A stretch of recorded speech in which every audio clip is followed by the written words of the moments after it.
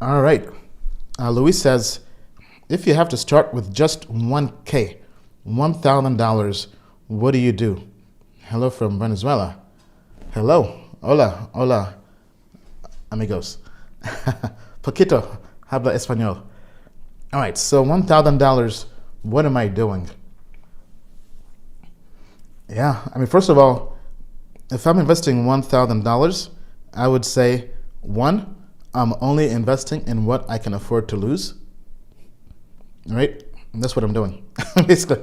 Right? So basically, I will treat it as lottery or gambling money in the sense that I would already assume I've lost the money. Right? That way, when I lose the money, I don't get butthurt. I don't cry about it.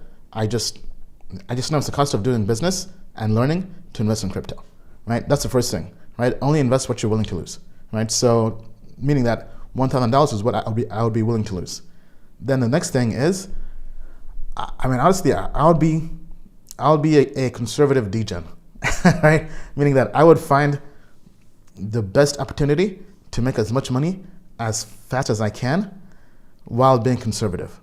It sounds ironic, but it is possible, right? So honestly, the first thing that comes to mind, I mean, probably Olympus DAO, right? Because we've been talking about it. This was one of the projects we covered in our altcoin quarterly report, and great technology, great fundamentals, but we think it's overvalued, right? However, their staking yield and returns, if what people say is true, you can make a lot of money fast, right? So now, actually, I've not used this at all because I've been busy, but I have been meaning to begin staking, right? So let me actually go into this for the first time and just see what this looks like, right? But if you can passively earn yield at a very high APY, I think I've heard 8,000% APY on a project with great fundamentals, great technology. I mean, that is the hack. That is the glitch in the matrix, right? Which is why I've been meaning to do it. Just haven't had the time with all the travels I've been doing, right? But okay, so now let me pull this up here. This is my first time actually really delving into their dashboard. But basically, Olympus DAO .finance. So they have 3.7 billion in market cap. The price is slightly under 800. So I believe it's under stake. All right, so basically this is it, right? So 8,000% APY. Now, for anybody out there who's actually staking this, please correct me if I'm wrong, right, with any of this analysis. But basically, according to this, right, in 1 year, if you stake this, you will earn 8,000%, right? So basically, you have to buy own and stake it, right? So I mean, literally, I would probably just buy. Okay, so basically, this is an 80x return on your money, if my math is correct, right? So basically, if you take $1,000, buy OHM, put it into Olympus DAO, and stake for 1 year, and this APY stays the same, you would have turned $1,000 to $80,000. I mean, talk about hacking the matrix, right? So now the way we view this is, we believe having OHM, Olympus DAO tokens, only makes sense because right now it's way overvalued, right? So this does not fit the thesis for being a value investor, technically. However, the APY has been pretty high consistently for a pretty long time for crypto, right? So the move is kind of like it's a meta move, right? I would take $1,000, put it into Olympus. I'm sorry, buy the OHM token, stake it, right? Earn the APY, and basically I would just sell the yield, and then use that to finance my degen crypto investments while being conservative. Now, somebody correct me if I'm wrong. I'm not sure exactly how the staking works, whether they penalize you if you withdraw your the yield you've earned. I'd have to do a deep dive into it. But assuming that works, I mean, that is literally a hack, right? So basically, I would put $1,000 into OHM, stake it, then probably every month sell the yield into Ethereum, and then use that to buy other projects that Token Metrics covers, right? That are undervalued, right? Then, in terms of NFT, I mean, I would basically try to do as many things as possible, but once I find something that works, I would stick to that, right? So, I mean, that's really the move. Buy OHM, stake it, sell the yield, use that to fund all your other investments, right? That way, the price of OHM is pretty stable, right? In terms of all these different reserve currencies, we think this is one of the better ones based on the technology. However, you're not buying OHM because you want to have it long term. You're buying it for the yield. That's the way I would view this. All right. Okay, yeah, so Ubina is saying to talk about the forks. Yes, so there's Climate DAO. I'm not sure if we've covered that one, but I have heard of it. That's the one with the carbon credits. It's basically a fork. I'm not sure. I think that has even higher yield, but I'm not sure if that's one we want to be in long term. Then there is Wonderland, which is also a fork of Olympus on Avalanche blockchain. So that's worth also looking into if you're on Avalanche. But for us, we like to go with the original, with the innovators, the first mover advantage, not so much the copycats, because the copycats typically, it's not the same team, right? So sometimes they may not have the best developers. They may get hacked, basically, right? But the way I view it is, I would just use that to earn yield. Then what would I invest in? I would find low cap. I would probably go to Token Metrics indices, right? And in a bull market, I would look at the weekly, and I would probably look at KuCoin. KuCoin indices have been the best because they typically have more low caps, and typically they list projects that nobody else has listed yet, so they typically have a low cap and they pump pretty well. Now, if you actually go to the low cap, I don't think the low cap has done too well in this market cycle for some reason. Yeah, most people have been in large caps, right? So basically, I would go to the TM indices weekly, not low cap, and I would basically just do KuCoin index, because this has consistently been the best performing one, right? And right now it has these small coins, right? So I would have maybe a part of my portfolio for that. This is like the adult version of being mature in crypto investing.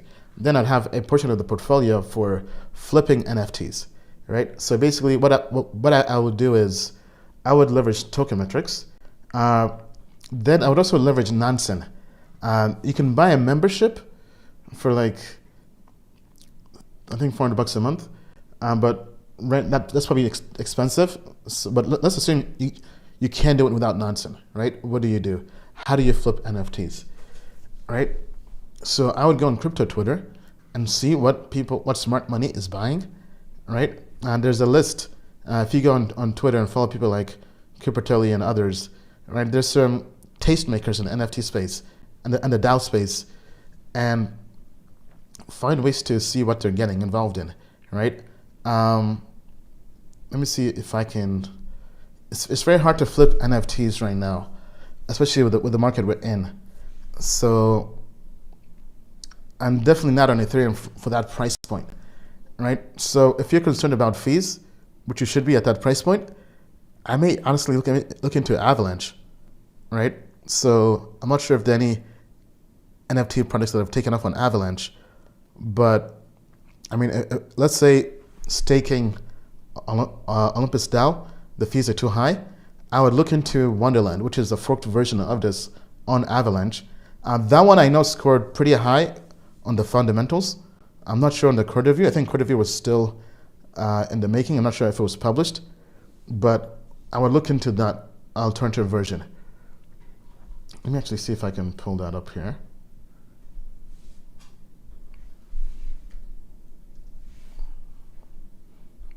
Yeah, so Wonderland is already in the top 100 market cap. Wow. And it only has 200,000 supply. Is that correct? Okay, let's take a look here. You guys cannot see my screen, right? Let me...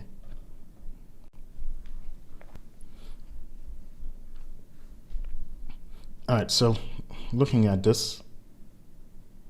Yeah, so this is already up 13x in 2 months.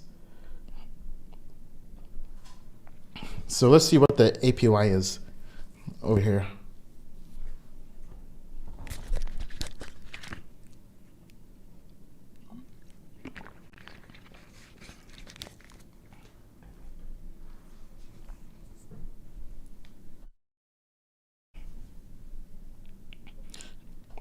Okay, all right. So now this seems even more crazier. Not sure if you guys can see that. But basically their APY is 84,900%. So basically $1,000 will turn to $849,000. Yeah, that seems too good to be true. But I mean, if this Olympus DAO model works, I mean, this could really be a glitch in the matrix. Because in crypto, glitches in the matrix do occur, but you have to pounce on them and take advantage of them while they're there, right? You have to maximize the window of opportunity during the window of opportunity, right? So, I mean, this might even be a better project to look into. However, I mean, I would have to do further research and see what our code review score was. I want to see if I can find it. Give me 1 second, everybody.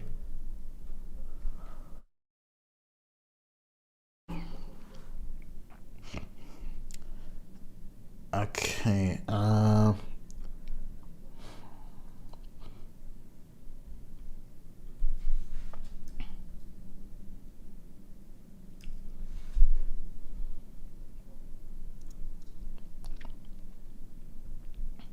Yeah, there is no code review yet for Wonderland. I'm not seeing that in our emails. But I mean, if this is the case, I mean, maybe I would split half and half into one on Wonderland, on Avalanche. So basically, I would first buy some Avalanche and then use part of that to buy Wonderland, and then I would stake. And then I would use this yield, and this yield, I would just sell the yield every week, every month, consistently, and use that to invest into other projects, right? So maybe I'll probably have to look into more projects in the Avalanche ecosystem. But I mean, this is what I would do. Then for Olympus, same thing, some OHM tokens, sell every week, use that to then get more Ethereum, and then just build up my portfolio. In terms of flipping NFTs, if on Avalanche, I would just look for Avalanche NFTs, but I mean, I would be ruthless with it. I would be in and out. I would not be holding anything for long. I would just try to find projects that are hyped, and I would have to just build a list of people who are influential for an ecosystem, right? For example, on Avalanche, who are the influential NFTs investors? What are they buying? And then I would try to get into those mint sales, get in and flip them that same day, right? Because the whole thing is trying to protect your capital for when the music stops playing, which does happen in crypto, right? And I do not want to be left in any NFTs that are not blue chips, right? And with that amount of money for 1K, I mean, none of the NFTs you're in are blue chips, right? So basically, you're either minting them or you're buying the floor. But I would not buy the floor at that price. I would just mint NFTs that you're in I would probably go into Discord groups, Telegram groups, get involved in the community, and try to get community whitelist. Right. So if you find the trending projects or trending NFT projects, get active in the NFT in their community, and then use that to get on the whitelist, and then mint. Right. That way there's no gas war, and then I would flip the same day. Right. So you could probably mint for like what 0.05 ETH and flip for like a 10x. Right. So I mean that's the strategy for NFTs. So basically, it would be getting involved actively in NFTs and flipping them. Then in terms of metaverse, I mean that one is tough. I think Axie Infinity, I mean that ship already sailed. Trying to find the next one would be tough. I mean, so I would just stake and invest in some large caps and do that strategy. But let me know what you guys would do. What would you do? Like I'm hearing people talking about Aurora, Near. Yeah, so Near is also one layer one project we do like. I've actually had a deep dive on this, I believe. That and Aurora. Let me actually pull them up here on Token Metrics.